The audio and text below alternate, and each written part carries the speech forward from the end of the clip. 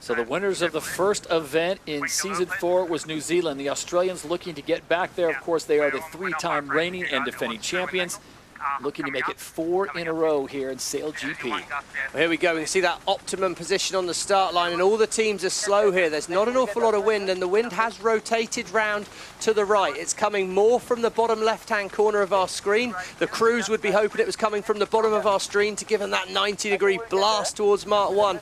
It looks really light here. Spain and Australia could be struggling on their timing. Can they accelerate? It's tricky, tricky conditions.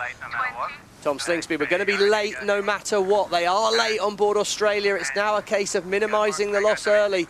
Denmark, they're going to be the ones on time at the line, but can any of the crews be foiling? If you can foil at the start, you're going to be very, very well positioned. Spain are well positioned, but they're late as well. Timing now. Here come Denmark, winding it up to the line.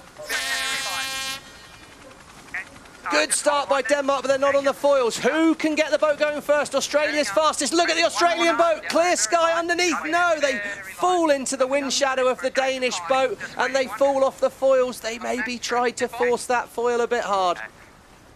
Reset for Australia. They're going to be out the back at Mark 1. And how about Spain on the top of your screen? Spain have got the best angle, and they're foiling on board the Spanish boat. Diego Botin's got them going. He's going to have the fastest angle to Mark 1 from there. This could be a big lead early on in the race for the Spanish. Can they convert as the Danish are really struggling? Pressure is on the wing trimmers right now, those big 29-meter wings. The Spanish just holding on to enough speed there to stay up on the foils. 36 kilometers an hour. It is so marginal. Got to be careful with the wing here. Florian Trittle's got to be careful. Don't try and force it too hard on the wing trimmers. Denmark are foiling. Denmark foil now. The wind has rotated a long way. Early manoeuvre for Spain. Can they stay on the foils? That'll be the question, but I don't think this race, it's far, far from over here as we see the two boats behind fall off the foils. Australia turning down. Spain try to foil jibe. No, they fall off the foils as they turn the boat. Can they get to 30? They're doing a nice job on Spain here. Can they foil again? It's close. Meanwhile, the Danish and Aussies have parked up. They are doing less than 10 kilometers an hour of boat speed. Oh, look at the Spanish go, Todd. Up and foiling, but they're barely progressing down the course. They've got to be heading down these ladder lines, not across them. Exactly. Nice, no lower. The Spanish just need to keep moving, try and keep foiling at all costs, and at very least keep one hull up in the air. You see that angle that Stevie's talking about there, almost parallels. They'll make their way over that lay line, and maybe, here comes another maneuver. Put the wing down. I think they're just turning down. At some stage, Todd, it's all very well going fast, but if you're not going fast towards the gate, then it's just fast for the sake of it. The whole thing is about making progress towards these gates. Australia, they're going fast, but they're making no progress towards the gate. So it's always a balancing act. Do I sail more distance fast, less distance slower? But we can hear the heightened voices on board the Spanish boat. They need to calm the tempo down, try and get sailing smoothly. You've got a good lead here. Ladder lines show nearly 200-meter advantage. And they're now well lined up for gate 2. Well, the good news is Spain has a near 200-meter advantage. The bad news is it is Australia sitting in second place. If anyone's going to find wind out of the course, it's going to be Tom Slingsby and the Aussies. Copy. I'll try to protect that. Yeah, we turn too. They're going to be faster than us here. So the Australians and the Danish are in a bit of a private battle, which is great news for the Spanish. It's going to be a good lead for Diego and the crew here. Let's get high on this Mandarin. Juan Cordona, the strategist as well. He works on the grinding position. He works a bit of a tactician with Nicole. They're constantly thinking about what the plan is here to do. And well, look at it at the moment. They look nicely set up. That's a big, big lead. 200 meters ahead and going twice the speed of the boats behind. I'd be pretty happy if I was the tactician on that boat right now. Leg 3 of 6 here in the event final of the Oracle Los Angeles Sail Grand Prix. The first time SailGP has come to Southern California, and Spain looking to make history. Cinderella story, the first time they've made it into an event final, and what would that be like for them if they could get the win? Right now, they just need to keep it simple, be careful on all of those boundaries. This is not the time for them to get a penalty and make any unforced errors. Well, the French aren't out there in this race, so that's good news for the Spanish as they struggled to avoid them in the last race. But there we go, nice manoeuvre by the Spanish, and we can see they're stretching off up into fresh wind. They've made nice progress out of that bottom gate, gate 2. They're leg 3 or 6, so we're still early on in the race, but that's a big, big lead. Slingsby's closed the door on the Danes, so now it's a question, can the Australians find enough wind to get on the foils and close the gap to those Spanish boats? Cut it. Okay, we'll pop a hull when we can. Don't count out the Australians just yet. Slingsby trying to Okay, they solve coil up this the oars. conundrum right now. The Danes in the background in third. And look at that kelp, Stevie. Yeah, that kelp on there, that's just all drag, that's just slowing you down. It's hard to avoid out here as we see there. Look at it, wrap round the foil, it's all extra drag, slowing them down. There we go. High-tech innovations on board the Australian boat. A stick to push the weed off. There we go. No. Fowler doing a nice bit of work there. That man is the Swiss Army knife of Australian sailing team. He'll fix your problems if you've got them. We're tacking to nothing here, just careful. Yeah, unsure of angle. Chopper puff. Did you say we're attacking into nothing? Up, please. You've got to have it above the pod. Head-to-head here, we can see just how much faster the Spanish are currently going. 26.6 kilometers an hour average speed compared to 20 for the Australians and Danish team, just stretching their lead away. This could be a huge day for Spanish sailing. The first time they make an event final, and Stevie, they are on the precipice of possibly winning this event here in Los Angeles. But there's a lot of talent on board that boat, don't you worry about that.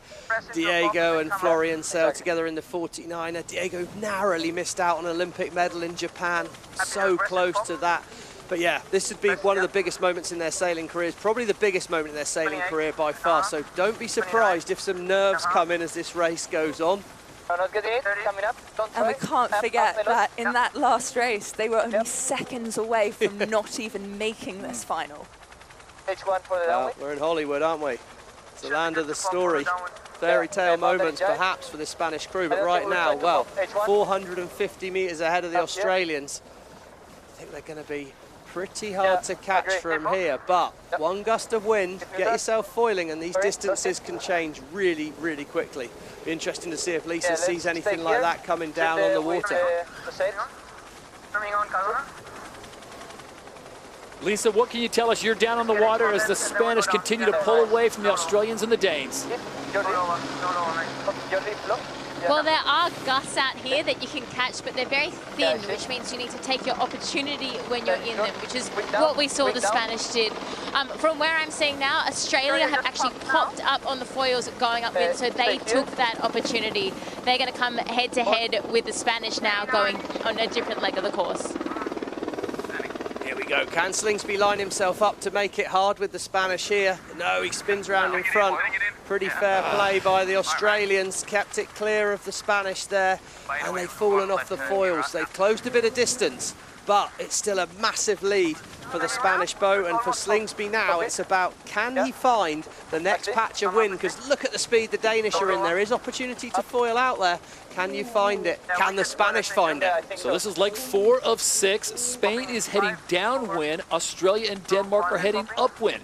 This would be a great opportunity. Look at the speeds coming up on Spain, and now over 34 kilometers an hour. Yeah, we're late. A bit more, wait. Sure, stand by. Good comms on board that Spanish boat. Interesting to hear it's in English. That's so interesting to hear their communication, but it sounds a lot calmer on this leg than it did last time. I think they're relaxing into the race. They're starting to feel a bit more confident. Slingsby there. Can we get foiling before we hit the lull? Crucial that the Australians get on the foil within the next 10 seconds here to have any hope of closing the gap on the Spanish. Yeah, good breeze on this downwind. That's what he said here. We've got a chance on Spain, he said here. Slingsby's not giving up hope. We heard from Tash there, good breeze on this downwind. We are seeing around 17 kilometers an hour of pressure on the Aussie boat. They're foiling on board Australia now. Can they nail 2 foiling manoeuvres on this downwind leg? If they do, I think they'll have a shot at the Spanish boat. Australia's traveling almost 50 kilometers an hour. Spain at the bottom end of the course, they are at 10 kilometers an hour, both holes in the water. The chase is on. Here we go, watch for this. Hull on the left-hand side of the screen. Does it stay out of the water? Yes, it does. They've stayed foiling through the first one. Have they? Just, no, they haven't. They're not, oh, they have. It's going to get very soft here, Slingers. And we're going to get through this. Oh, Slingers says they are going to get through it. But we can see now the Australians, they're up and foiling again here. But are they heading down the course? No, they're not heading down the course at the moment. They're foiling, but they're not making progress towards that gate. It's all about getting towards the gate. Denmark are back in it here. Spain are parked at the bottom of the course. Can these two boats stay on the foils down here? The lead now less than 300 meters. It was almost 500 meters. Spain just now getting around the bottom gate, and they are creeping around it. They are going to hope for some of that breeze that Lisa Darmanin talked about to be on the left side of the course. Right of way with Australia. Rockwool Denmark have made the overtake. Great work by the Danish crew here, but they slam the door on Australia. And these two fighting is good news for Spain, but can Rockwool Denmark get back on the foil? Fine upwind leg coming here, Todd. There's not a lot of time for these two boats to catch up. And they are all battling it out. The Spanish still averaging the highest speed, but the Aussies and Danish improving every minute.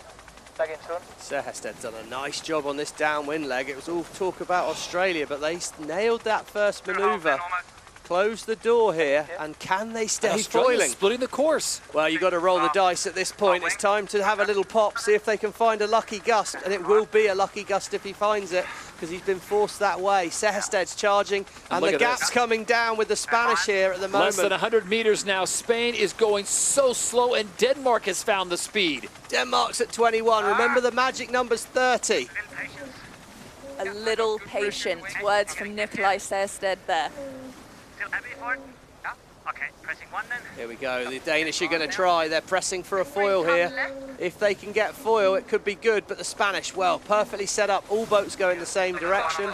That's what you want if you're Spain. You want the other boats to have to leapfrog you, to magically pass you.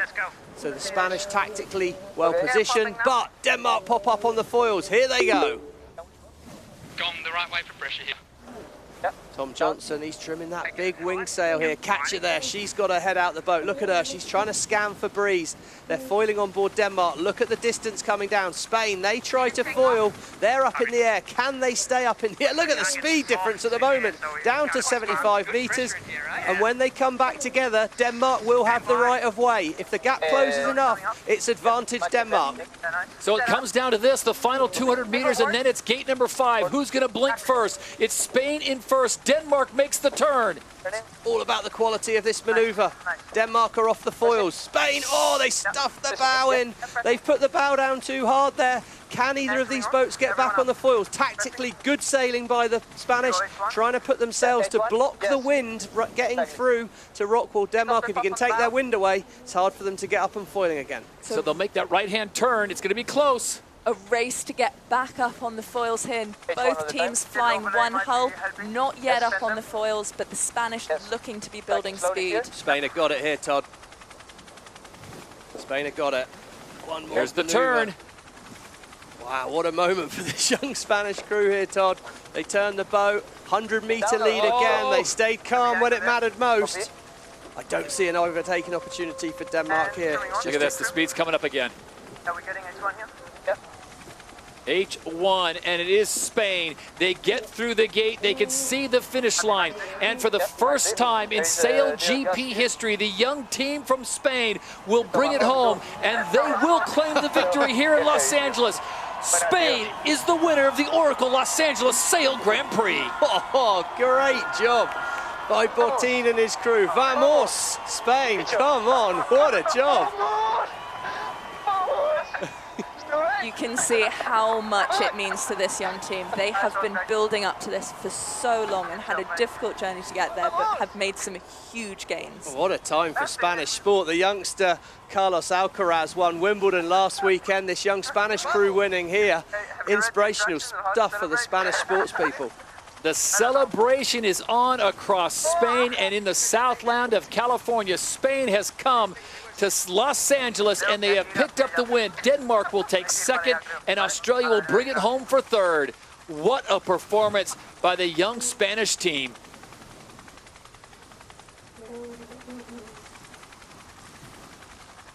Oh, man, I tell you what, Stevie, they get the win, and it wasn't against any slouches. You go up against Tom Slingsby, Nikolai Sandstedt, and they came out on top.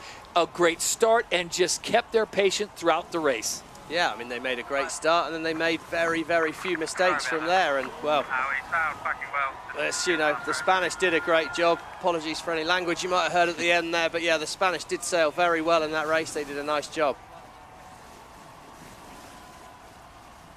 And the Spanish will begin the celebration throughout the rest of the day here in Los Angeles. They will remember this one for a long time as they prepare to make the turn over to Europe as SailGP looks to event number 3, which will be in France. And soon enough, Stevie, they will be in Cadiz, Spain, and their home waters. Yeah, momentum's a beautiful thing. It's about how they can use that now. What a start to season 4 for this Spanish crew. Enjoy the moment, guys.